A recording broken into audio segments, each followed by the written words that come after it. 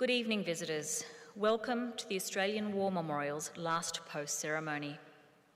My name is Sandy Smith, and joining us today from the Royal Australian Air Force is Wing Commander Elizabeth Fredrickson. This evening, we warmly welcome Group Captain Ernie Walsh, President of the ACT Division of the Air Force Association. As always, we welcome the veterans who have served, those that are still serving, and the families that love and support them. The live stream of this ceremony is made possible by the Returned and Services League of Australia and the RSL and Services Clubs Association. We welcome members who are watching the broadcast of the ceremony across Australia. During this evening's ceremony, wreaths will be laid at the base of the Pool of Reflection by visitors to the memorial. If you are able, please stand and join in singing the national anthem.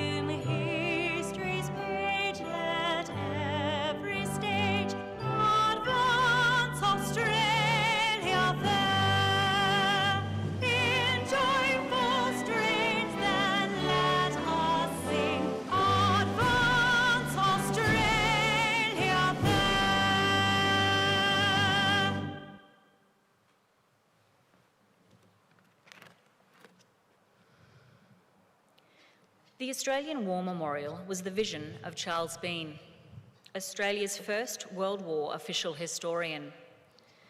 Bean landed with the Australian troops on Gallipoli and stayed with them at the front through to the end of the war.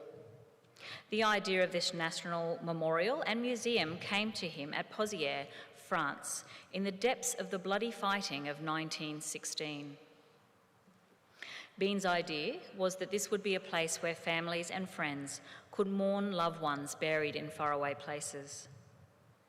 It would also be a place that could help all Australians understand what these men and women had endured and what they had done for us. Bean's vision, to which we remain true, is best expressed as inscribed in the entrance to the memorial's galleries.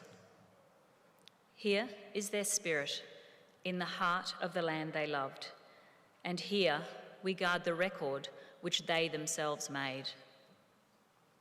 Tonight we will read the story behind just one of those on the Roll of Honour, which lists the names of more than 103,000 men and women who have given their lives for us in war and on operations for more than a century.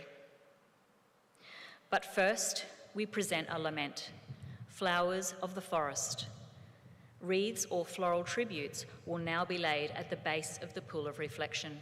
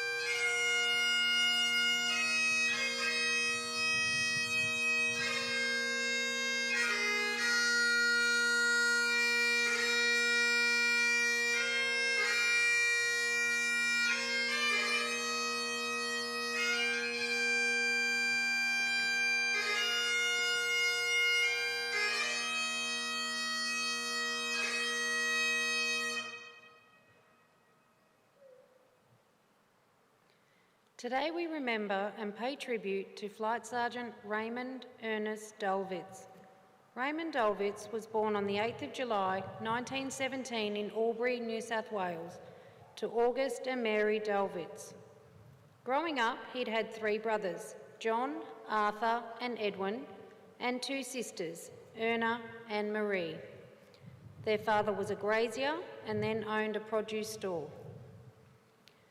Raymond was a keen tennis player and was also fond of football, golf and cricket. He attended Albury Public High School and was an excellent student, receiving first-class passes in his high school entrance exam in arithmetic, English, geography and dictation.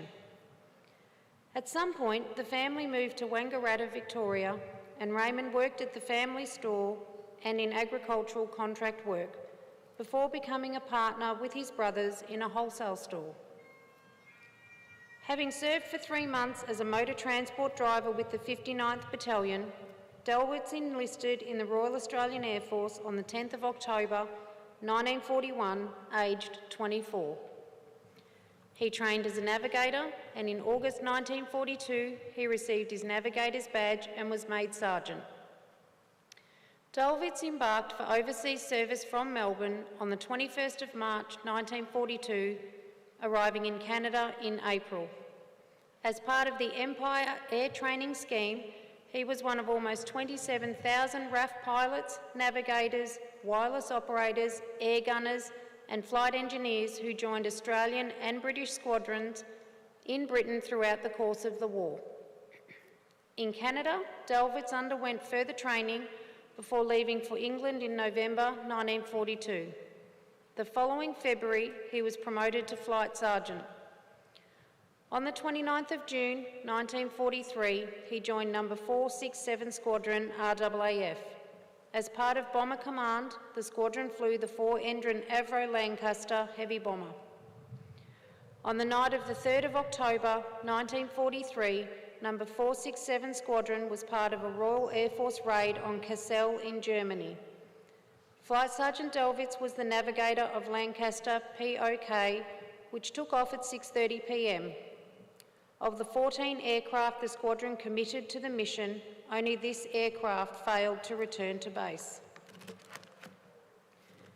Heading homeward from the target, Dallwitz aircraft was passing over the Dutch coast when it was engaged by flak and anti-aircraft fire. The pilot took evasive action, but the Lancaster crashed into the sea north of Vlissingen.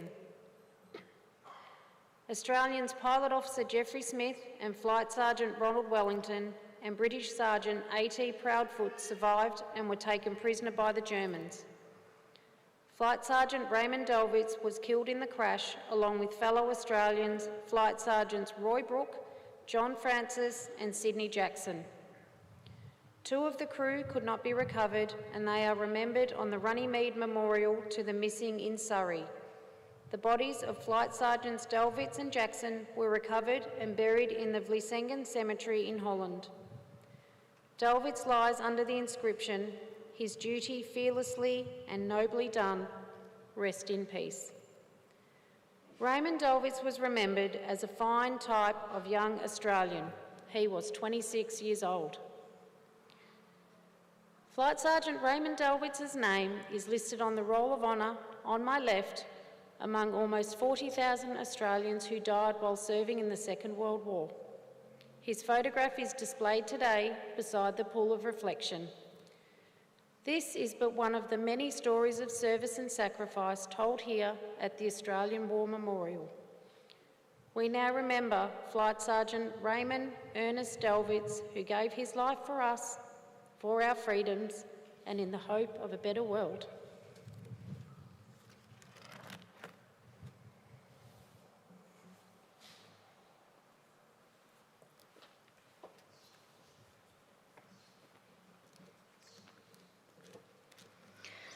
Please stand for the reading of the Ode and the sounding of the last post.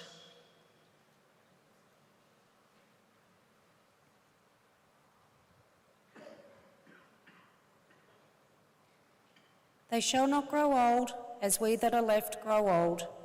Age shall not weary them, nor the years condemn. At the going down of the sun, and in the morning we will remember them. We will remember them.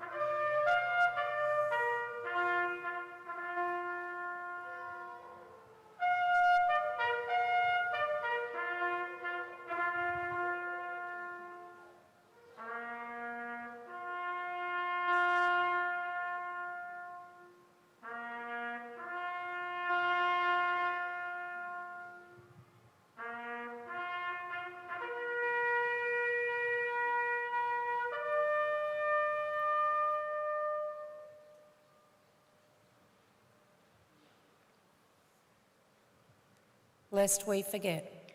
Lest we forget.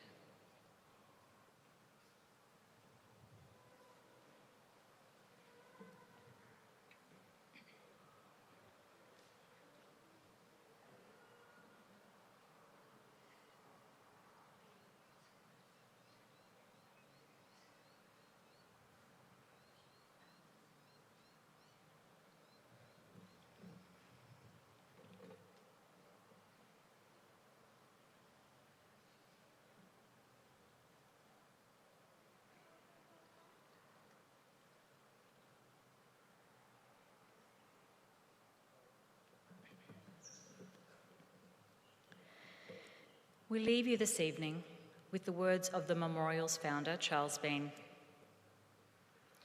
Many a man lying out there at Pozières or in the low scrub at Gallipoli with his poor, tired senses barely working through the fever of his brain has thought in his last moments, well, it's over. But in Australia, they will be proud of this.